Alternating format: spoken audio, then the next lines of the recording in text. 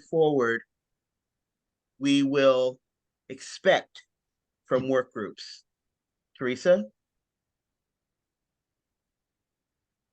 Well, I do want to say this development of the global women for peace united against NATO is really significant in the life of WILPF internationally.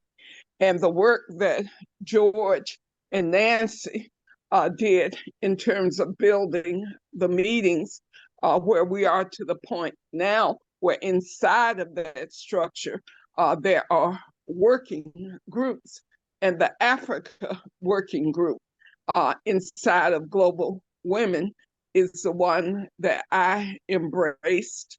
And out of that, the people of African descent in this UN decade are coming together to get prepared for a Pan-African Congress in Togo next year. And the major mobilization around the 75th summit of NATO, which will be in DC, is going to bring quite a few people from around the world into the US section. And I think we need to get ready for that as the largest section, as I understand it, inside of WILPF International. So this is a very important global development for feminist peacemaking. And I just want to give that clarity to what George and Nancy were able to do in helping this come together for the intervention in Brussels. Thank you. Thank you, Teresa. Any thoughts or recommendations on how we construct, recognize, and hold work groups accountable to their work? Anyone else? Dee versus Stat, please. Go ahead, Dee. I have a question. So work groups, I don't recall this from the last meeting. So are you suggesting that the program committee divide itself into working groups? No, ma'am. With other issue committees, or? No, I'm asking for your guidance on if there was a work group. So for instance, if there was a work group that involved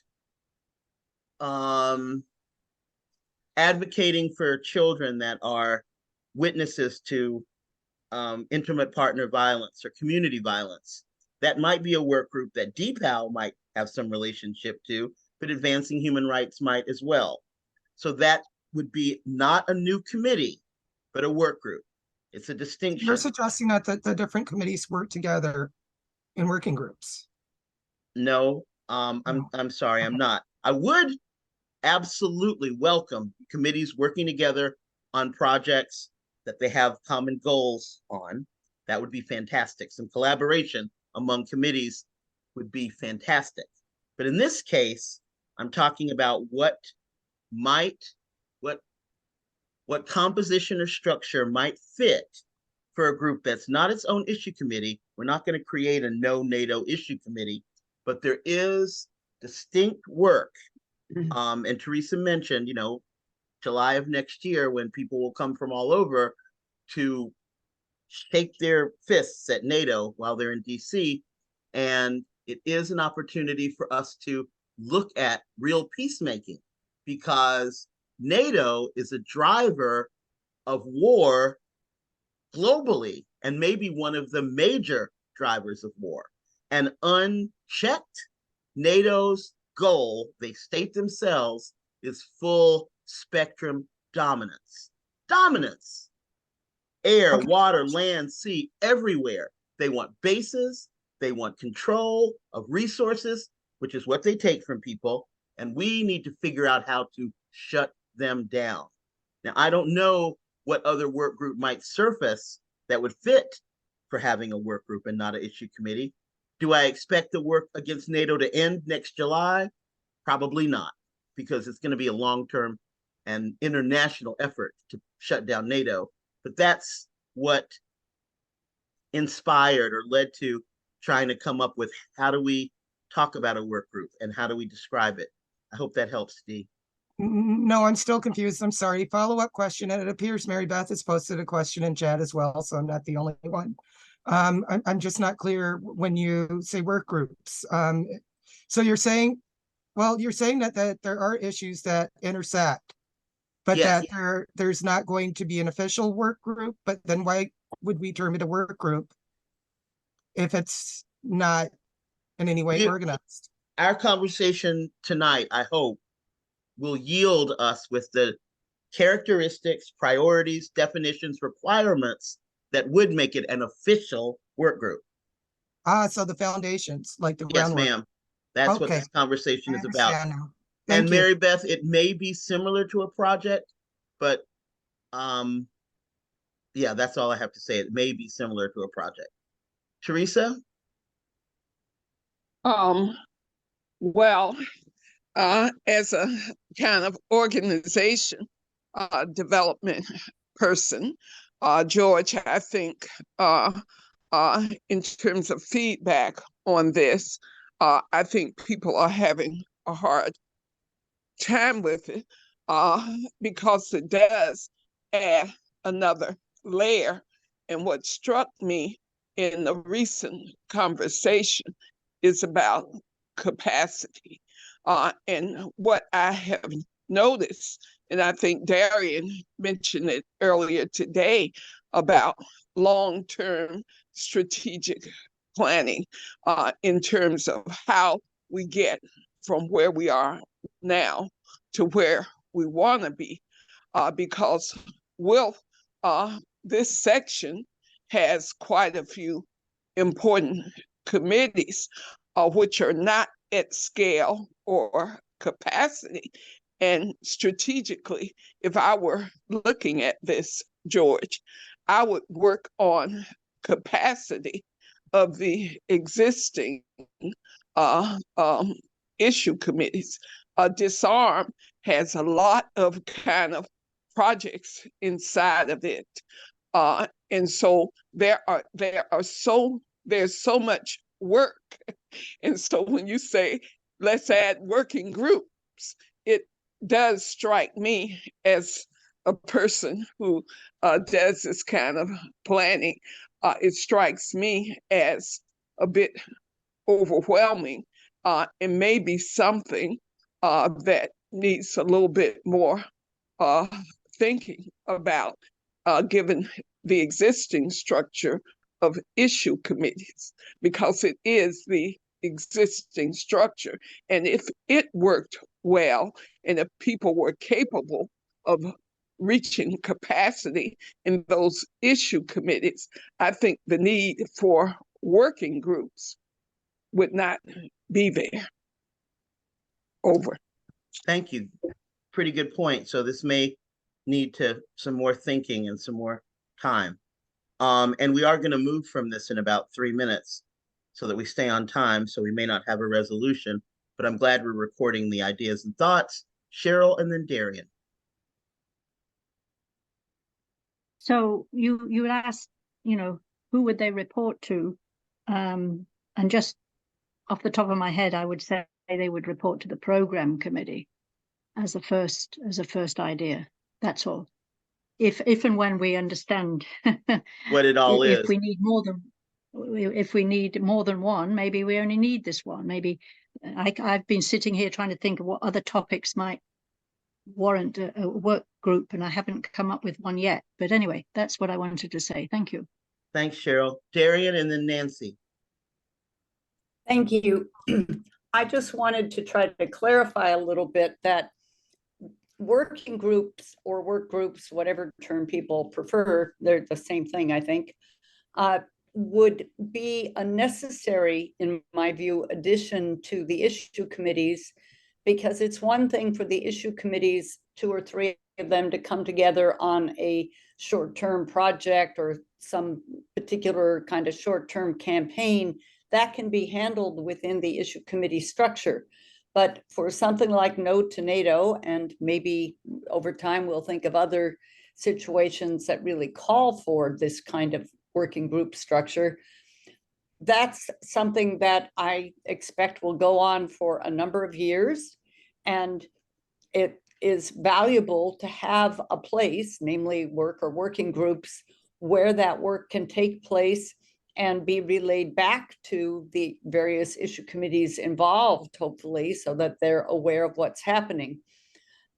In order for work groups to be a useful structure, I think it's important to build in lines of communication and responsibility between the working group and the program committee, or the work group and the board, or both. So I think that's an aspect of the work groups that needs to be addressed, ideally by the program committee.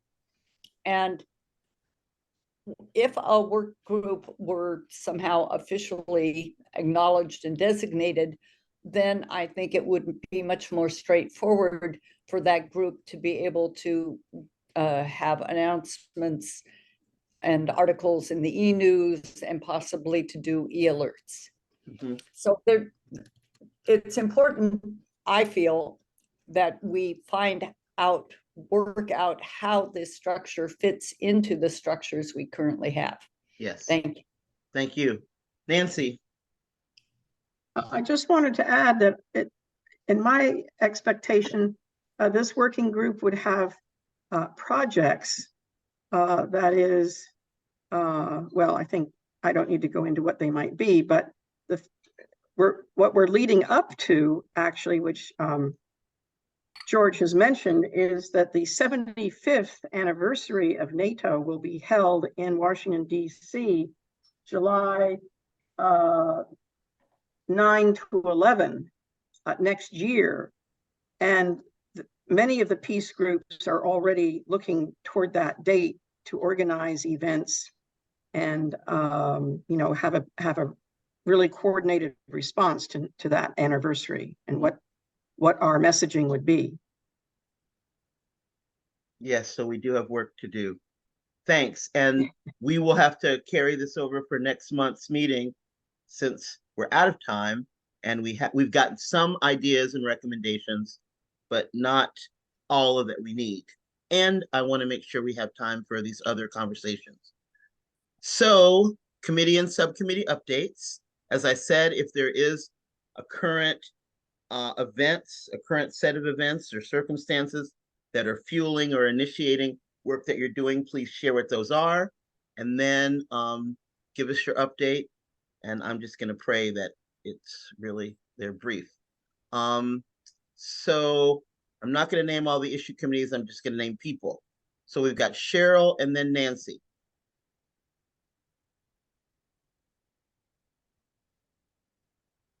You're talking, but there you go. Yes, here I am. Yes, so we have, as I said, chosen to concentrate on the Oppenheimer film coming out, but at the same time, we are part of the coalition Peace in Ukraine. We continue to advocate for the end to the war through negotiation and ceasefire, and that coalition says send no more weapons to Ukraine. It is only extending an awful war where a lot of people are getting killed. Around, we worry about nuclear weapons possibly being used there. So there's another coalition we're in called Diffuse Nuclear War. And we've had actions with them, meeting with our Congress people. We send out these messages to branches, listserv, asking the branches to take part in these actions. We put it in e-news. Please go to this website, learn how to do this. Another big issue is, Eastern Ukraine. Of course, I've forgotten the last one. We have different people within Disarm working on how to deal with the media, how to make sure our message gets out. Is PBS really covering all points of view on the war in Ukraine, for example? How do we get information into the New York Times and things like that? Luckily, somebody did put spend $100,000 to put a single page ad in the New York Times a couple of months ago saying enough already in Ukraine. So we have, Eileen, as she said, is working on autonomous weapons, and now they worry about AI being used there. So we welcome new members. Lots of things we could ask you to do. And please keep an eye on the branches listserv. And please, if you're a branch contact, forward our requests to your members. So give them a chance to write a letter to their congressperson. All of the stuff we do comes down to legislation. Eleanor Holmes Norton bill to get rid of nuclear weapons and spend the money on climate mitigation and things like that. So thank you very much for listening. Thank you, Cheryl. Nancy and then Jan. Yes, hello. So first of all, I'd like all of you to go to militarypoisons.org and look at the recent articles by Pat Elder. He has 2 or 3 spectacular articles that are now more or less focusing on the harm to public health and the kind of the impacts that PFAS chemicals have on our bodies. And that's number 1. Number 2, Marguerite Edelman gave a very nice PowerPoint presentation to the San Francisco East Bay branch a couple of weeks ago, and they have now developed a project in the Sacramento area, in the San Francisco area. I don't know the details yet. I think they're still discussing it, but we did have a brief conversation about that. And then she will be giving a PowerPoint presentation to the Environmental Working Group of International on August 22nd. She'll also be giving a bit of presentation to the gathering that Robin's holding in mid-August about the Vermont legislative project on PFAS, working to get legislation passed. So thank you very much. Oh, and also Pat Elder is going on a trip with the Veterans for Peace in September and early October to Okinawa and to Japan. He will be speaking at about 15 events and also taking water samples to show how much water is contaminated outside the areas of US bases in Japan. Thank you very much. Thanks, Nancy. Welcome, Shilpa. Thank you, George. Sure, glad you're here. So Jan, you can go, and then Eileen, if you have stuff to report. Maybe Okay. Cheryl covered you, Eileen. If she did, we'll go to someone else. But go ahead, Jan. Yeah, okay, thank you. I just wanted to chime in too on Marguerite. She presented to our branch as well. It was very informative. And then we asked her to do a flyer for us. So she created a flyer, which we make copies of. So we table when we're doing our confined animal feeding operation, trying to get a moratorium. We also table her handout because they really go together in terms of what's hitting our waters and our environment. So I just want to give Marguerite that shout out.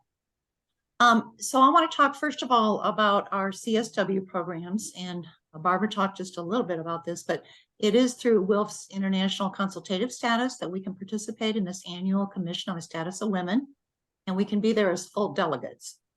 It takes place in March every year, and it's one of the largest gatherings of feminist civil society and women's rights advocates, activists. So women come from around the world. They present workshops, including our organization presents workshops. The International had about 5 that they did this year. And they really bring a truly global community together to talk about human rights, gender equality, feminine peace, and the building of relationships. We have 2 programs that I'm going to talk about tonight. Our Local to Global is one of them, and that's where WILPF members apply through the application, which is on our website, and they can end up being a delegate to come with us. And then also college and university students, we also take some of them to this gathering.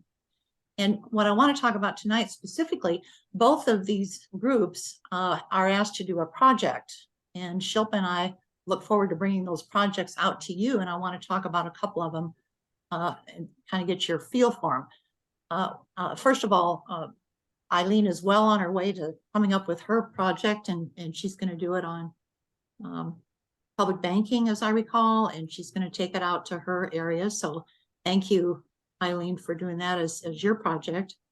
One of our other local to global participants, Sandra McAvoy, who's a professor at Boston University.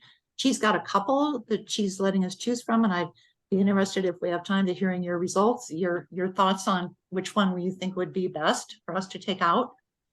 One of them is politically violent women in Northern Ireland and how that ties to peace. So that violence that they're part of and how it ties to peace. And then another one that she's letting us pick from, queer forced migrants and how they get displaced during wars or natural disasters. So I think either would be of interest, I hope, and be interested in hearing what you think. One of our practicum students is amazing. She's been working on this project for some time, and she'd like to present it to our members. As you know, Florida is big on the Don't Say Gay bill, and she's been working on some education media, a video or something. She wants to offer some tools of advocacy, and she's calling it her Say Gay project. And as you know, DeSantis, not only has he done the one that we always hear about, but he's got 4 other bills that he's gotten passed. And so I really appreciate Alicia bringing this issue to her community, and glad that she'd like to bring it to us, and hope that you might find that of interest as well. So we'll be looking for those projects to come down the road. The other thing I want to talk about is membership development. And we have been having, for 2 years running now, we've had these monthly meetings, and we bring branches together. We share challenges and successes in their work. They share what's happened in their work, and that they're doing to build their branches. And this past year and next year, we've been very fortunate to have John Asprey, who's a senior organizer with Food and Water Watch. He's been working with us during the meetings. He offers solutions, shares his PowerPoint presentations that he does a presentation at every meeting, takes about 20 to 30 minutes. Comes up with ideas that people can use to take back to their branches and work with as well. We are taking the summer off, and we announced that to our group early, and I think that was a good idea, time to hit the beach. But we do resume again the second Wednesday in September. I appreciate, George, what you were talking about to help us build our branches, those ideas, and please keep kicking those around as a group. But we also ask that you think about sending your current branch membership committee to one of our meetings, or if you don't have a membership committee right now in your branch, maybe you'd be interested in starting one, and they would also be very welcome at our meetings. So again, second Wednesday, and we restart in September, and we'd love to work with you. So I'm glad, Shilpa, you were able to join. I don't know if you want to add on either of those points, but that'd be great if you do. Thank you. Yes, thank you, Jen. I'm sorry, my apologies. I'm just driving, and I'm not sure when I might start cutting off. And so I appreciate, Jen, you giving us the updates. Thank you. The thing that I would like to add is that our National Membership Development Committee has been meeting regularly for last several months, and our next meeting is on 31st of July at 11 a.m. and PST. If anybody is interested in serving on our committee or would like to recommend somebody who would want to actively work at developing branches and membership development, is more than welcome to let me know, and I'll be happy to share the link. Thank you. Thanks, Shilpa. That's good to know. I want to alert y'all that we're not likely to be done on time, because we haven't gotten through this yet, and we still got 2 other pretty substantial things to say. So Eileen, and after Eileen, Tina. I'll keep this short. Yes, I mentioned artificial intelligence. I listened to half of the public hearing that's going on, bipartisan and Committee for Security. It's a high level look at how we can protect regular people and not just corporations, greedy. And also 2 of the 3 people that the committee is interviewing, I highly respect. I think it's worth the 2 hours of your time to take a listen to this. It's in the chat. That's number one. Two, public banking.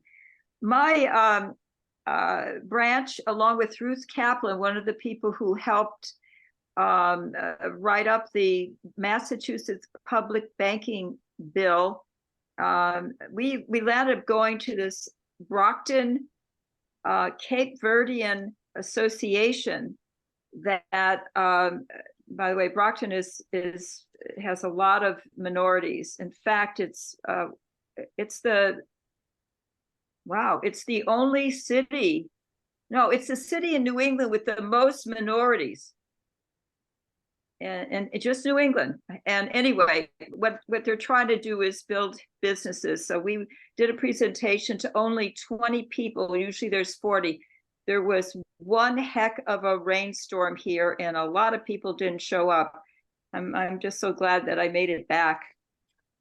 So I've done my project, Jan and Shilpa, and I'm following up. We also had a hearing on public banking here in Massachusetts. I was on vacation. I've got to send a letter in. Thanks. Sorry, it was longer than I thought. It's all right. We're here. Tina and then Dee. Hello. The Border Migration Justice Committee is working on creating a Spanish language brochure that people can use in their recruitment efforts. And we're also pulling together information to update us and keeping us aware and in tune of what's going on that affects migration, not just at the border, but in other places. And I'm going to stop there. Thanks. Thanks a lot. Diane, we're going to talk about the gathering later. So Dee and then Tura.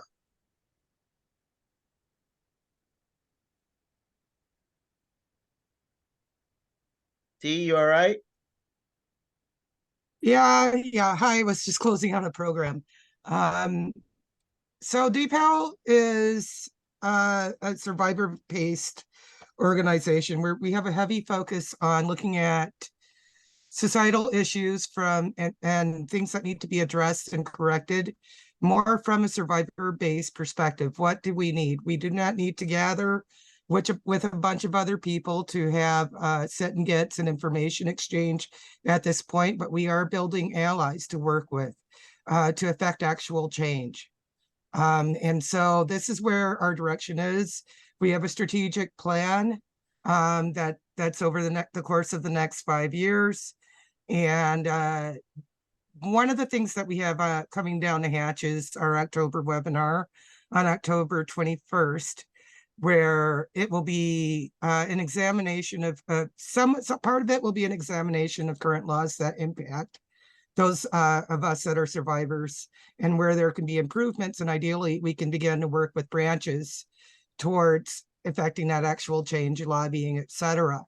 But right now we're coalition building with other smaller domestic violence groups. We are not looking at the national ones that like to charge like high membership fees to participate in our own future and our own, in policy making that really, is more of an academic approach than, hearing from the people that have walked this walk. So that's where we are. We're doing the October webinar. We'll be focusing on legislation and also a lot of testimonials from people that have actually worked in the field and witnessed things firsthand. Mm-hmm. And we have other projects coming down the hatch as well. Okay. Thank you. Thanks a lot, Dee. Tura, and then Robin. Hello, I wanted to recap the Middle East Committee actions. We continue to work on 2 projects that we've written about in the past. One of them is the Apartheid-Free Communities campaign from the American Friends Service Committee. We reported on it in the July e-news. And we're a little bit, well, this is sort of a long-standing problem. We have no way to tell if branches or individuals have taken action.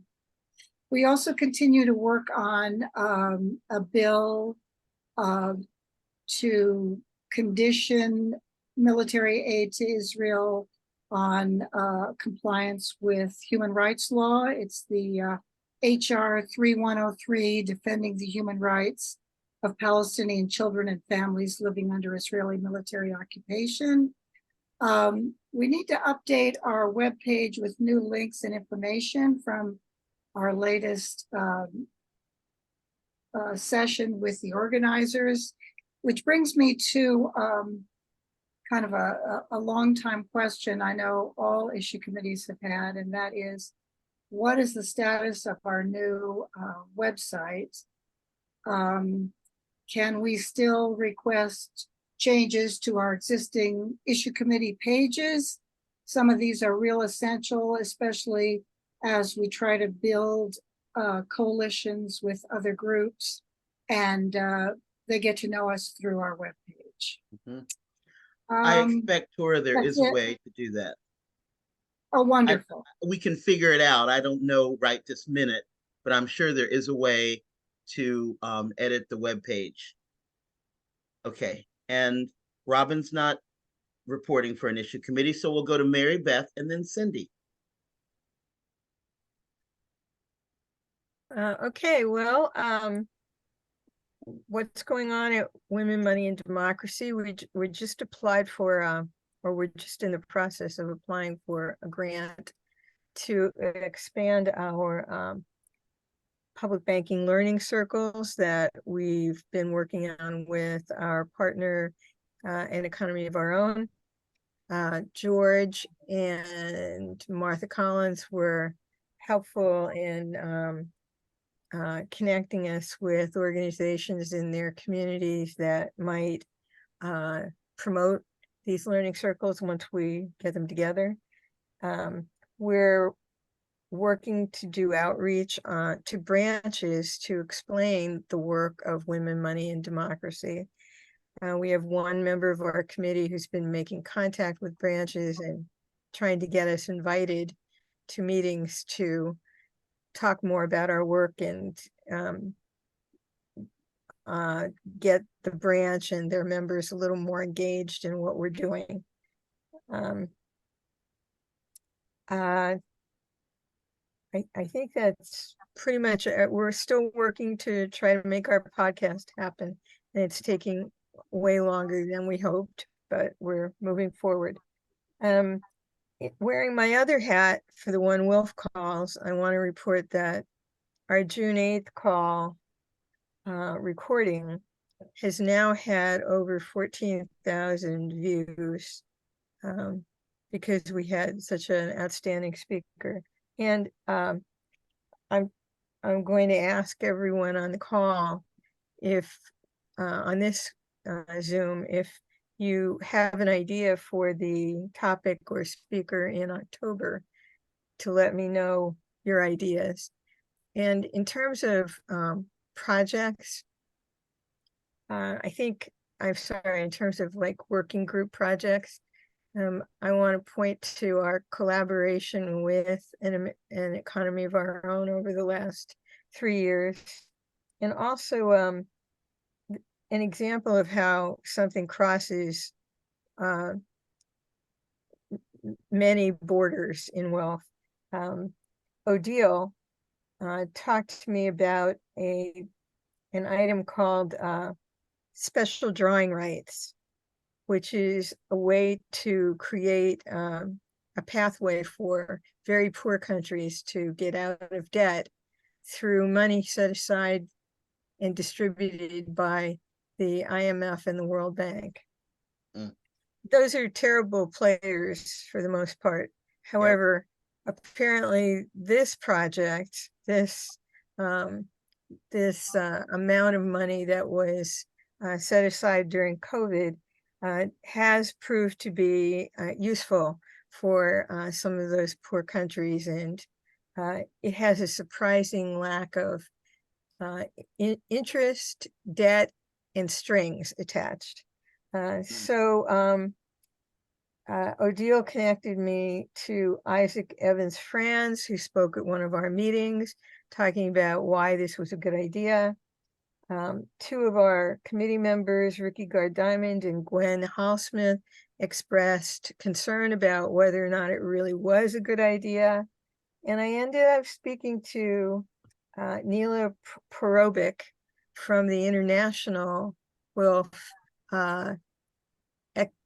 Economic Committee. And she put me in touch with people at the Bretton Woods Project.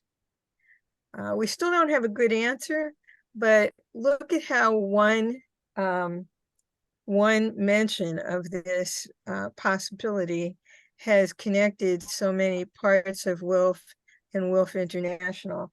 And we still expect to be studying this and thinking more about it as we go forward. Wow.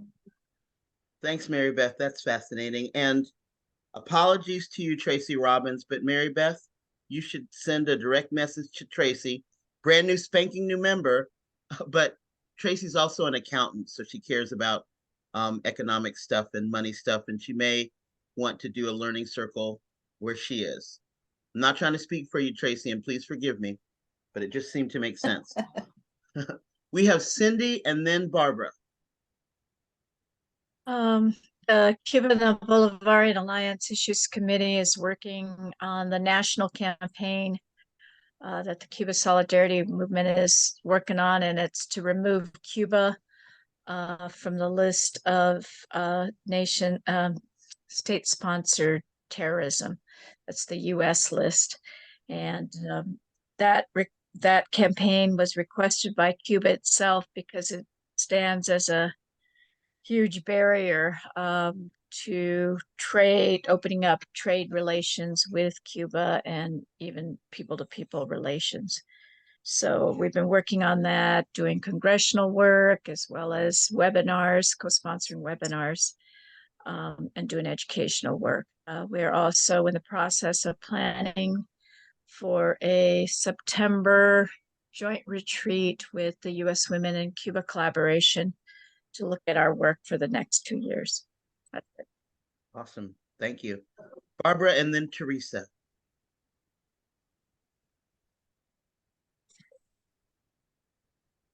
Barbara Nielsen, can you unmute? Is there a committee you? Yes, sorry, I seldom leave myself muted. I forgot. I have had an ongoing project of trying to utilize my experiences with the Commission on the Status of Women, practica in advocacy, to educate members of our section on the CSW itself and the outstanding, actually stellar work that's being done by this program that has been continued by Jan and Shilpa this year, since we are now post-COVID, and trying to figure out ways to be effective in getting that information out. So that's part of my project. The local to global people each had a project in addition to the students. I also want to follow up with the students to see if they have any capacity of possibly talking to some of our branches, starting with our local branches here. The other thing that I am hoping to do again is address at least a branch. Last year, at their invitation, I addressed Tucson, and I've been invited to do so again, maybe in conjunction with East Bay San Francisco, on the provisions within the United Nations that make the Treaty on the Prohibition of Nuclear Weapons such an extraordinary treaty, and why. It's the fifth of 5 humanitarian treaties, among other things, and we presented information to the Tucson branch, and I hope, again, as I say, in the Bay Area, to let them know the numbers of member states that have signed and have ratified and where we are in the general scope of things. I updated a quarter sheet flyer that we've used in the past with more information about that. And Cheryl, I haven't seen what you had talked about you're having done, but I'm very much looking forward to seeing it, to be able to see about using it. So our subcommittee has members dealing with various aspects of the human rights aspects under the United Nations, and we're feeling our way as to capacity and how we can be effective in getting information out to WILPF members. So thank you. Thank you, Barbara. Teresa, and then Philip. Well, I think it's important, George, not to lose sight of the existing committee structures.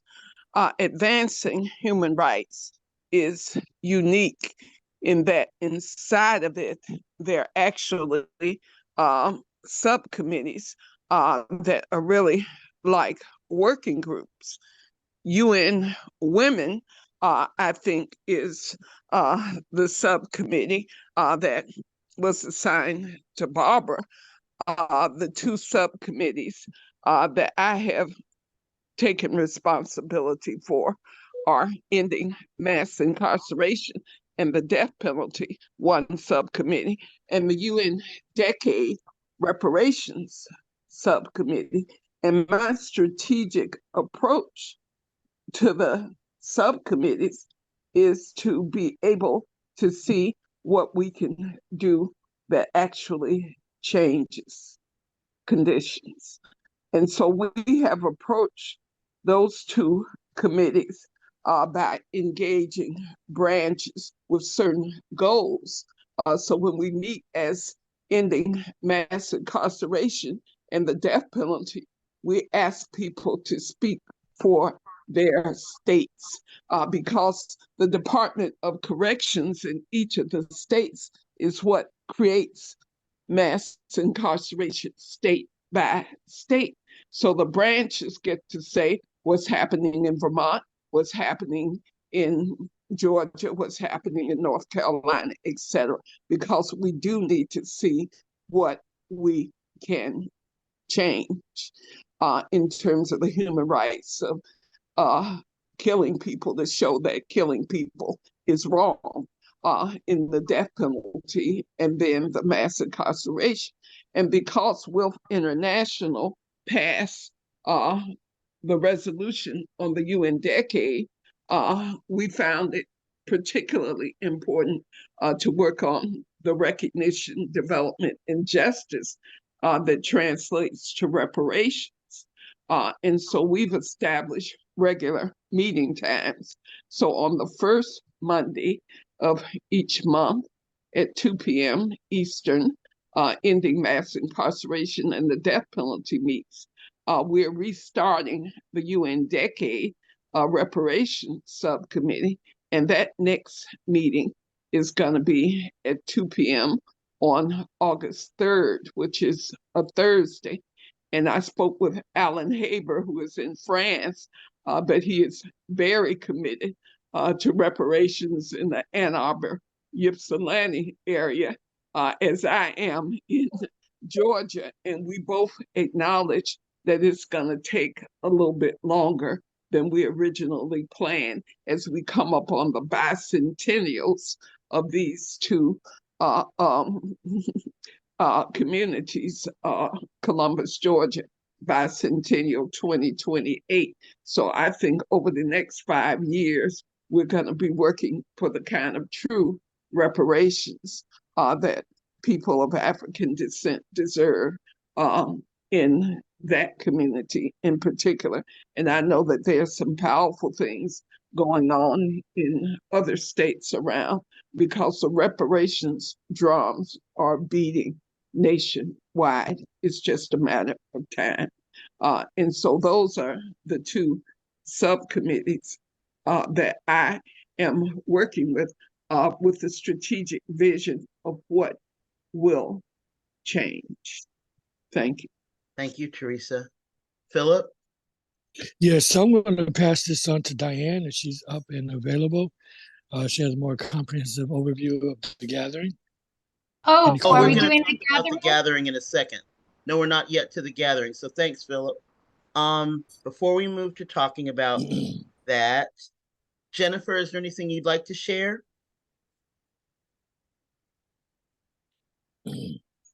Thank you, George. Yes, I wanted to. I know that when I've spoken with the committee leadership, that there's been a real interest in trying to understand um, root causes and which ones should we work on and prioritize accordingly, and how do we measure our effectiveness.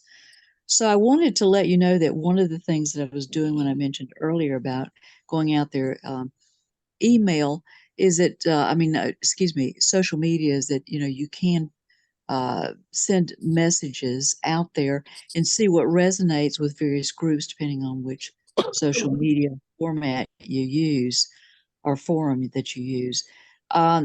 So it's a way to begin to identify things that may help our existing committees or help us identify new allies for some existing projects that we're working on, or do we need to make some changes and start up new committees, or where could it potentially fit?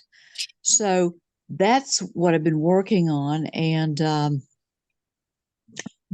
recently found a model that I find intriguing that looks at 3 different dimensions of how you could look at the success of a project. But that one is still got to be explored further before I would feel comfortable sharing that with folks at this point in time. So I hope that helps everyone understand that there's some things on the horizon. I know, for example, I've sent out to Cheryl about groups that are looking at extending, as I think it's something like so many years are in which uranium can be supplied to produce nuclear warheads. And now they're looking at plutonium, and they're actually looking at going into our national parks to do the mining there. And there's Native American groups that could be allies that may be of interest to Cheryl, or someone else might like to take that on. So that just gives you a little bit of a hint in terms of some of the things that are going on that can augment, expand, bring in new members, new allies, etc., to grow WILPF and work on issues that are very, very important as we currently are and into the future. Thank you. Thanks so much, Jennifer. And is there anyone? Oh, Barbara, go ahead. I have a question that came to mind as I was listening to all these wonderful ideas, in particular, when we touched on the website. Would it be possible for us to think about the following?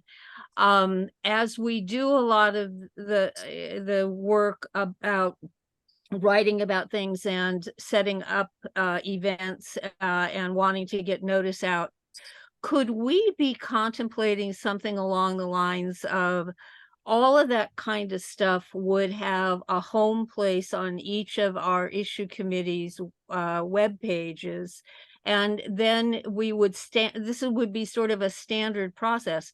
Then we would standardly link that information to our Facebook page and or our Twitter page and or tweets, so that in addition to emails to branches and to members, so that we could start getting a directional flow going, so that new information is always on the website, and it always then links to the Facebook page, and it always then links to our Twitter page, and so that we wouldn't be doing something so the members would never be exactly sure where they should be looking. Does that make any sense to people? I get it. It makes sense. I don't know quite how you would coordinate it. And well, I think we might need a little teeny working group, and maybe also some advice from Glenn But I think that might be mechanically where we might want to start the mechanical process and then share that information with our issues committees. Of course, it could be shared with all the committees, but it just occurred to me because all of this stuff has such really good information is coming out, but it all, in some ways, it seems like it's all over the place. And I'm just wondering whether we might want to consider making a process so that members know that, gee, I wonder what X committee is doing, or something's coming up.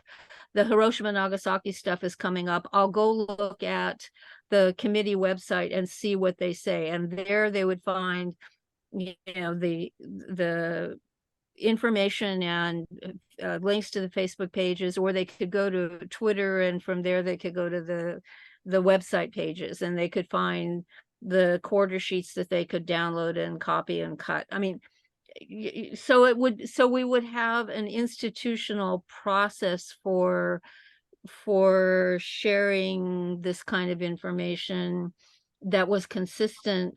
The process would be fairly consistent, because I think we're not, and that may be one reason that everybody looks to the Peace and Freedom so much, because they know, okay, I'm going to get X information in the Peace and Freedom. Right. That's twice a year. So that, you know, that's not the kind of information or the kind of process I'm talking about now, in terms of timeliness, because it's on a way different timeline. But I'm just wondering if we might not be able to consider setting up ways so that we proselytize and get the information out to to our members, that they can always find whatever is the newest by doing X, Y, and Z. Right. This is an idea that I think we can work on some more together, Barbara. Oh yeah. But Yeah, thanks. no, certainly not tonight. Uh-oh, and we've got Darian's hand and Teresa's hand. Then we're going to talk about the gathering. So Darian, Teresa, go ahead. Just very briefly, I believe that that function is intended to be filled by the e-news. We do have real financial constraints on how frequently we can update web pages, whereas the e-news is something that is built into being updated, and most of the issue committees write articles in the e-news about what their current projects are. So that would be a good place for people to look. Thank you. Thank you. Teresa. Well, I think trying to mechanically address an issue that is really about organizational culture. You can throw information at people all day long, but if there's not a culture of organizing for change, it won't go very far. And that's been my observation. There's lots of information out, but in terms of actual organizing for change with goals and objectives, that's the culture that I think the program committee has to bring about. How do we change the organizational culture so that people are actually working for change? Thank you. Good question. Thank you. Yes. And yes. more. And is there someone who needed to talk? I see No, Dee's hand. yes, Go ahead, is Barbara. what I was saying. Yes, is what I was saying. And of course, I'm not just talking about the mechanics. Your points are really well taken, Teresa, as they always have been on this subject. That's another level, of course.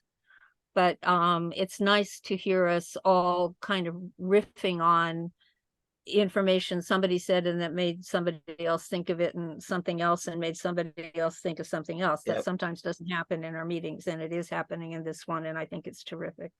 All right. Thank you. Dee, and then let's talk about the gathering. Hi, so yeah, also the direct response and feedback with Teresa's comment, it's very important that people feel included, that they're treated well. Yes, we can organize all we want, but we can't retain people if we do not allow people to do their best, you know, to show their best selves, be encouraged in their participation. We do not treat people like as if they're easily dismissed when their use is done kind of deal. You know, it's an ongoing interrelated connectivity with mutual respect for everybody that wants to volunteer their time within our organization on any project. So I really want to emphasize the culture of how we treat one another as members. Thank you. Okay. Thank you. So interacting with each other as members, we're going to be doing that soon. Diane, you and Philip will be telling us about the gathering. So go for it. Okay, so I mentioned how everyone's going to get a chance to speak. Issue committees will start speaking at 9 o'clock on that Thursday night, August 17th. Each issue committee chair gets up to 4 minutes. But then the real big thing is that we're going to have breakout rooms, and you will be in charge of a breakout room. So hopefully this is a way to get more people into your committee. So just plan on that. And we are not setting a time that this has to end. It can go for hours, or well, however you want. You can cut it when you want. You can cut it when you want, but we heard complaints that sometimes people are, it's cut off or this or that. But each issue committee can meet with the people and go for as long as you want that night. I mean, I'm presuming it won't go more than an hour, but that's kind of what we thought. It would be really nice to have it that way. So not only do you have a chance to speak by yourself on the Zoom call, but then later you will be in charge of a breakout room. So I just wanted to make sure that that's clear. So it starts at 9 o'clock. Quick question. Well, Yeah. not necessarily quick, but will all the issue committees meet at the same time? And that includes the subcommittees as well. So if you're interested in more than one subcommittee, right? If I want to attend the Ending Mass Incarceration and DPAL and Women in Money, can I do all of those, or will they be conflicting? Yeah, they're all going to be at the same time. As the breakout rooms all start after the presentations. I see. So you kind of have to pick one, but we'll have people in charge of the breakout rooms. So maybe you could go back to the main area and say, I want to move to this. We aren't really encouraging that. Hopefully, you'll stick with one and just say, because there's other opportunities to join and learn about it, but this is just, we're trying to do the best we can. So right. I don't. Not a criticism. Yeah. It's just I just wanted to get clear on it. And it sounds good so far. You've got questions from Barbara and Jan and Cheryl. Those are questions for Diane. And Diane, I could tell you weren't finished. So well, that's okay. I'll take the questions. Cheryl, do you want to go first, or wait? Jan is Barbara, Jan and Cheryl. Okay, Barbara, Jan, and Cheryl. We'll take it that way. Barbara first. You're unmuted, so that's good. Okay, I just wanted to clarify. I think I understand. So for purposes of the breakout room, for the presentations and breakout rooms, the national issues committees are units, and then within AHR, the national AHR subcommittees are units. So we'd be added to the total number. So if there are 8 regular issues committees and 8 of us, that'd be 16 committees that are in breakout rooms at the same time. No, sorry. The AHR has to be all together because it'd just be too hard to have all the subcommittees.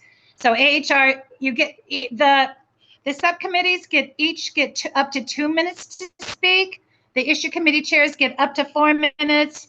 The subcommittees get up to 2 minutes, but in the breakout rooms, it is just the issue committees. Okay, because that was not clear. In that, I'm just telling you that's how I'm planning it. Okay. So I'm glad I asked the question because it wasn't clear either way. So that makes thank you. Yeah, I think it's already a lot of breakout rooms, I think, to handle. Well, I thought so too, but I wanted just to make sure that I wasn't imagining that we were going to be given separate. So I wanted. Okay, and I'd like to call on Philip next because he's part of our committee. So Philip, go ahead. I just want to elaborate on the breakout rooms so there's no confusion. There are going to be breakout rooms at the outset of the event also, starting at 15 minutes to 5 Pacific time, going to 15 minutes after. Those breakout rooms will not have any particular subject matter to discuss. We want to put people in from different branches around the country, maybe 2 or 3 people, so they could just say hello to each other and basically meet people from other areas of the country. So those breakout rooms will last up to 30 minutes, like say 15 minutes before and 15 minutes after.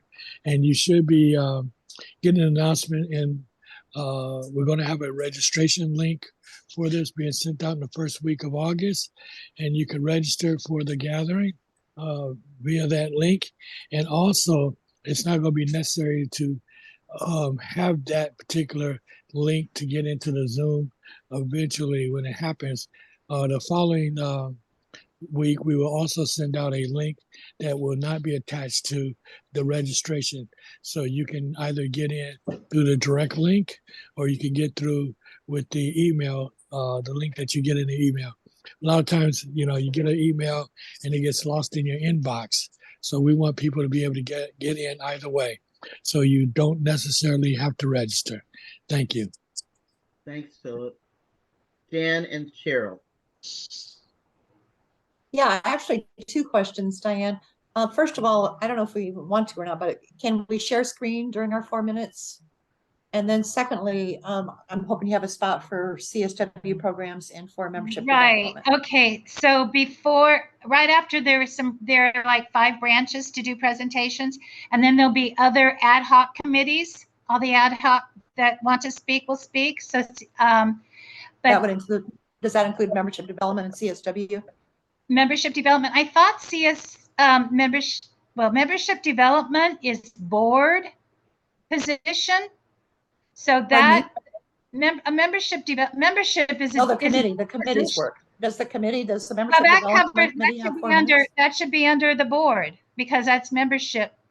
I'm not going to call on all the other committees again. The membership chair. So the first night is when the board speaks, and the membership will have 4 minutes that night. But I don't think we want to get into those. No, the committees that will speak right after the branches are like, let me see, I have mini grants, social media, nominating, and Congress. And the CSW would be in that category, and each of those ad hoc committees would get 2 minutes.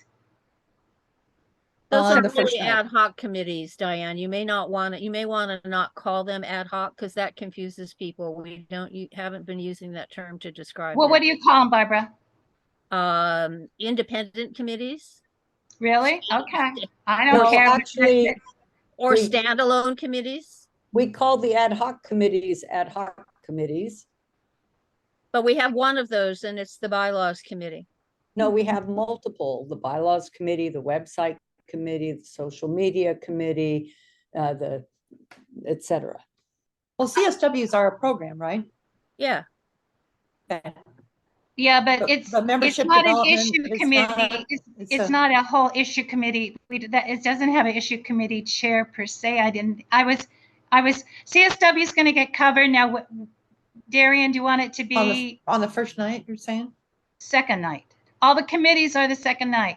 Now, the membership that you were asking about, we have a membership chair being filled by Shilpa, and she'll have 4 minutes the first night because that's part of a board position.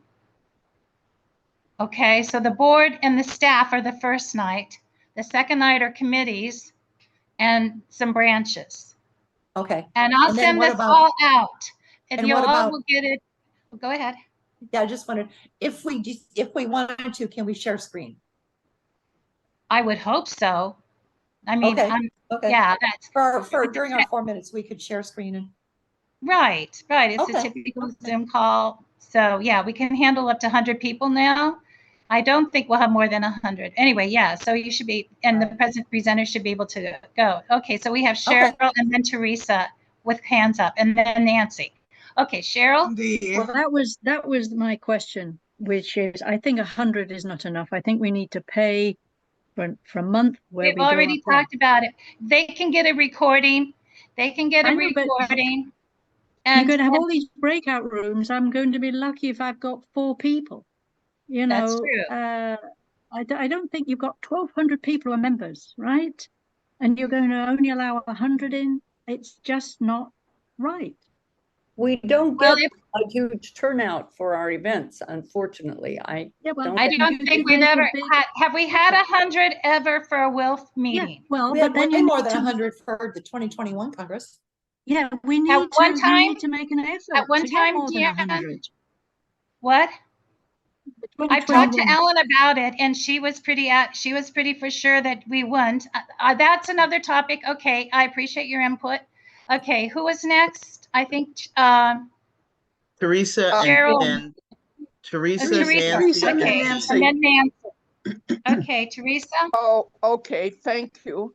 You know, it's interesting because when this gathering was talked about, I thought it was going to be more kind of social and a chance for folks to get to meet people that And they that's why haven't we're having, met we're having breakout before. rooms Please, before and after each night. Diane, hold off. And before Okay, you. go ahead. I'm just saying that's what. yeah, because but what I'm saying is when Philip was just describing it, it sounded more like the kind of social character of a gathering. But the more you talk about it, Diane, it sounds like a meeting. And I have been recruiting quite a few new members, and they don't know any of you.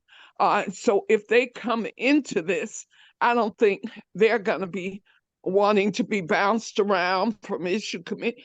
They want to just see who else is in this organization because we work closely together. They know me and they know some other people who are members that I've recruited around the South. But this thing that you're talking about now does not sound like a gathering with the kind of social character that I thought I was hearing from Philip's description. I'm a bit Okay. Philip, go ahead. Yeah, allow me to respond to that. Basically, it's going to be an introduction of the board of directors. Each one will be able to introduce themselves and what they do for the organization. We will also have staff being introduced. The people who edit the Peace and Freedom magazine, the people who do the e-news editing, the IT people, different people. So members around the country will see who are working in the back office, so they'll get an introduction. And as far as the social aspect, that's why we want to throw people into the breakout rooms at the outset, just to say hello. You may have never met anyone from Vermont branch or the main branch. Or right now, I'm sending out reaching out to the branch liaison in Central and Western Massachusetts. And so there's a lot of branches around. I've spoken to half the branch liaisons so far, and they're very excited about it. So hopefully it will be a good combination of what Teresa is describing and what Diane is attempting to illustrate. Thank you. Thank you, Philip. I've got D and then And Robert. I just want to say, okay, real quick, and I just want to say that we have questions and answers after presentations. For the issue committee chairs, the questions and answers, we don't have questions and answers, we have breakout rooms. Okay, so D is next, is that what you said? Yes, ma'am. Yeah, D and then I'm Robert. actually a little confused. So it sounds like there are two approaches being discussed to this gathering. My original question is, what is the point of this gathering? I mean, what will differentiate this from a program committee gathering, for example? So Teresa has pointed out that she wants it to be more social. Philip has responded that he believes it is geared more towards social interaction, and which is great, because I feel like if everyone's invited to participate, it doesn't matter if people know us or not. It's a great opportunity for members to actually learn about the organization and you know, whether this is something they want to really be a part of, or if they're joining for another reason and not interested. So I'm happy to hear that all kind of people are invited if this is an open social thing. And then I also, from what I'm hearing, agree with Cheryl that Diane, You know, it doesn't hurt to upgrade Zoom to account for a larger capacity. How much is it, Darian? I don't know. There's a cost and there's a range in it and all that, but you know. Okay, I'm, you know, okay. What I'm saying is that from having accessed the Zoom account before it was locked down, I know that there is a capacity. You should check that. I Yeah. believe you have enough capacity because DPAL has like, I believe up to 200 in our Zoom, and it's cheaper than what the national Zoom account is. So it should be large enough to accommodate, you know, whatever You number. have 200? Is that what you just said? Yeah, we can do up to 200 just on our own Zoom account, which is the cheapest option on Zoom. So please Well, check it. Well, Please check okay. it. You'll I'm find out surprised it's 200, D. and that'll settle Well, that. allow me to say this to Cheryl and Teresa and to Dee. We're having an upcoming meeting within the next few days. I think this coming weekend, a committee that's working on the gathering, and the suggestions and comments that you're making now will be taken into account, and we will try to incorporate them as much as possible. I think this is a collaborative effort, and we really, really appreciate the comments, and it's a big help. And you can always email, Diane is a great conduit for this. I will entertain the emails myself if you wish. And Jane Doyle is also working on the gathering. So, and homework, but thank you. And Darian is always a great conduit. I'd like to always give her more work to do. So, yeah, please, contribute any ideas you have. I think that they're all very, very important, and we definitely will be trying to work them into the plans. Thank you. Okay, so we have 3 hands Hold on up. a second, please, Diane. Okay, okay. Tracy's leaving, so bye, Tracy. I had no idea we'd go this long, but I'm glad you're joining. Bye, Yay. Tracy. Thank you. I'm gonna Thank join you. right now. Can't wait to see you guys again. Okay, many blessings. Good night. I do know if we have to, Diane, we have colleagues that we can contact and use their Zoom that have capacity, like Code Pink and World Beyond War, and there's a long list, or a long enough list, if that's an issue. But we want to hear now from Robin, Shantae, and Nancy.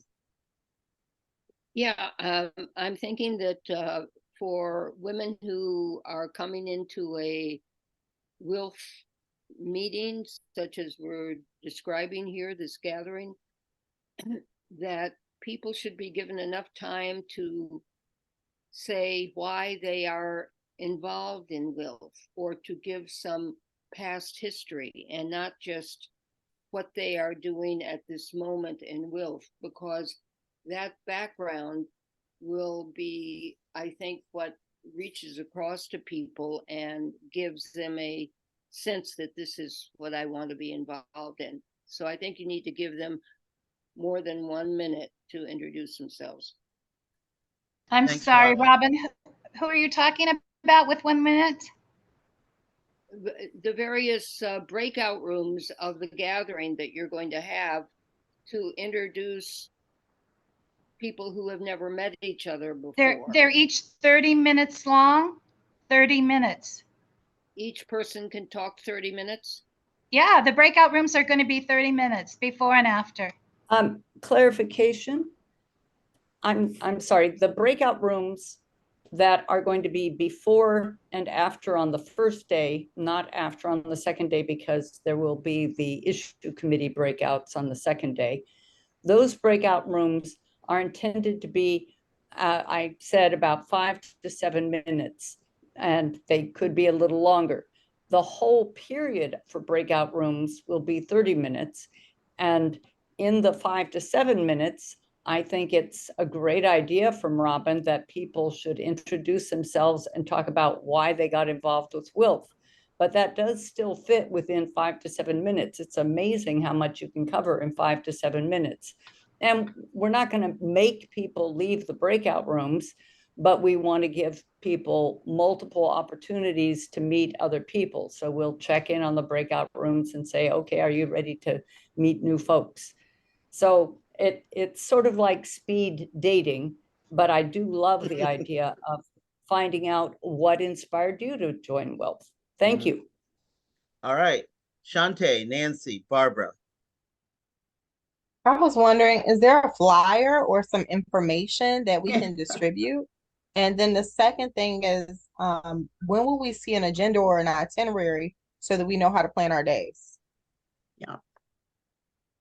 Well, it's been Diane? sent out in the branches listserv. I sent it out, and it's been written that there wasn't a detailed agenda in the e-news, but there was an e-news article. But I said that I will be sending out an email to all of you within the next day with my telephone number, so when I call, you know that it's me. All right. So you'll be getting it. But basically, you need to, at 9 o'clock on Thursday night of the gathering. No, I don't need the clarification, Diane. I'm asking so that we can promote it. Okay. Is there a flyer or something that we can share with other To- people? Not to just ans- something inside of WILPF. I muted you, Philip, because I couldn't hear Shantae talking over you. Barbara's on the stack, and then you can go, Philip, unless it's pressing. Well, I just wanted to respond to her question, Okay. Shantae's question. Yeah, please Yeah, let him do that. The flyer is being created as we speak. It should be on its way hopefully by Monday. And it is one of the pertinent questions I've been asked by almost every branch liaison I've spoken with. Thank you. Okay, very good. Barbara and then Nancy. Yeah, good, because when Philip and I have spoken, he had been talking about 15 minutes before the official start. I thought in 15 minutes after, i.e. 30 minutes total for breakout rooms. So I think maybe there may be some miscommunication or misterminology that could be clarified in the next day or so. Because I consistently heard one thing for a while, and now I'm hearing 5 to 7 minutes, which doesn't sound even like 15, let alone 30. So perhaps the gathering committee, when they meet, could think about that and clarify that for us. Okay. Thanks. Info to come. Nancy. So I was going to be asking the same question about getting a finalized schedule sent out so that we can plan our days and understand how much time we have for each of these components. I took notes, but I'm still a little confused. So I look forward to that final product. Thank you very much. Me too. Very good. Yes, we will look forward to that final product. And we're going to be closing down our program committee meeting now. The next thing on the agenda was to talk about Congress, but we're over 90 minutes and the Congress isn't pressing. The gathering is in next month, so getting some clarity about the gathering makes sense. I think we can wait on the Congress. We'll meet again on August 29th at the same time. And there are a couple of items from this agenda that we'll be talking about during that meeting. The work groups is one, and there are others. Okay, so Nancy put up her hand, and then Cheryl. Yeah, I just would like to say 2 minutes about the Congress. It's pretty important, and it can't wait till the end of August. Go ahead. Yeah, so hello, everybody, and issue committee chairs and subcommittee chairs, etc. So I'm the program chair for the Congress. I have a wonderful committee, and what I'm here to ask you to do is speak with your committee members when you have your next meeting, or even send out an email to them. The title of the Congress is Water on the Front Lines for Peace. And we will be working with themes of water and all its manifestations. And I'd like you to think with your committee members how you might like to suggest to us a theme that relates to your particular committee's subject area. So please do that. We want to be sure that we can incorporate some of your ideas or recommendations into the program work we're beginning to do. We want to have a design from Caitlin Barnes for the program cover by the end of August that we can send out a sort of save this date brochure or flyer. And then we do want to be able to open registration by the 1st or 2nd week of November. So we have a lot of work to do, and we appreciate you making some recommendations to us from your issue committee. You can use my email to send your ideas, recommendations, inspirations, etc. Thank you. Nancy, can you send me a quick email asking for those things that you need and the I will. timeline? Just I will. and that I can then circulate that timeline to folks. So we all Thank you have very it. much. I will. Sure, thank you. Cheryl and then Barbara. I think I heard someone say St. Cloud.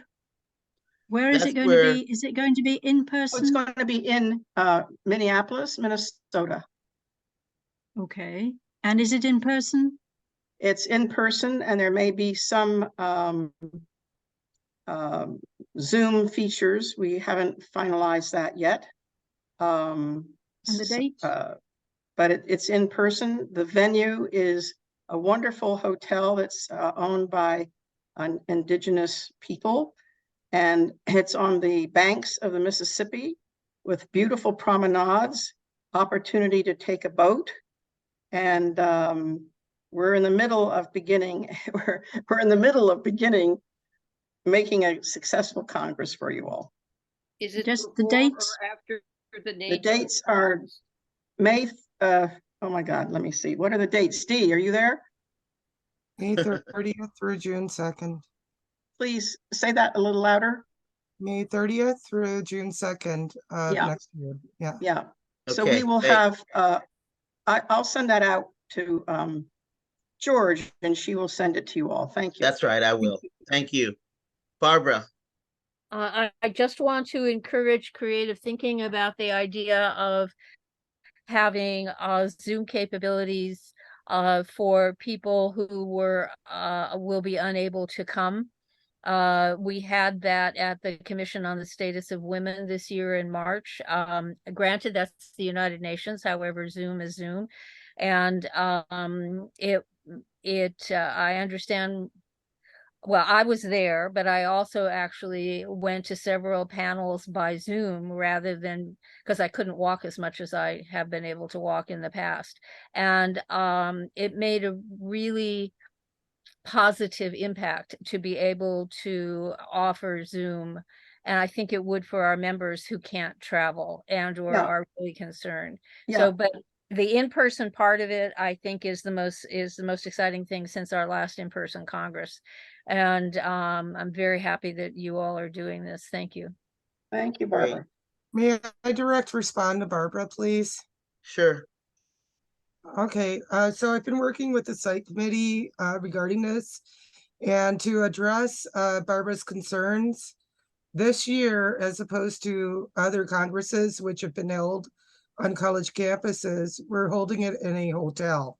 Right. It's on a riverfront, which emphasizes that whole emphasis on water. We can actually, we're considering, we're working with the program committee and considering having boat rides and things like that on the Mississippi. These are attractions, and then holding it in the hotel, which has given us an extremely low rate. Right. For room capabilities, $119 a night. You can share with someone else or a couple of other people if you wish. But the idea is to have it in one place so that it's accessible for people with different mobility challenges, to be able to get to the meeting rooms, to be able to get to food venues, invite, all around. So I just want you to know that that is a consideration, and it's something that's been a consideration from the start, our mobility issues. And in regards to designing the program, we're really encouraging in-person attendance versus the ease of virtual accessibility. Thank you. Hey, Dee, quick question. With storms flooding rivers, is this hotel such that it's not in some vulnerable area where it could be flooded? This has not been an issue with the Intercontinental Hotel, which is our choice of venue. Okay. All right. Thank well, thanks you. so much. Thank you. We're going to close the meeting. Are there any announcements people have? I've got one. Anybody have announcements before we say goodnight? Last call for announcements. This was a great meeting. Would you Okay, repeat cool. the next? Stay cool. That's what I George, say. would you repeat the next date? Yes, ma'am. It is August 29th, same time, 8:30 Eastern. Now, my announcement is mostly directed to people in the Northeast or the East Coast.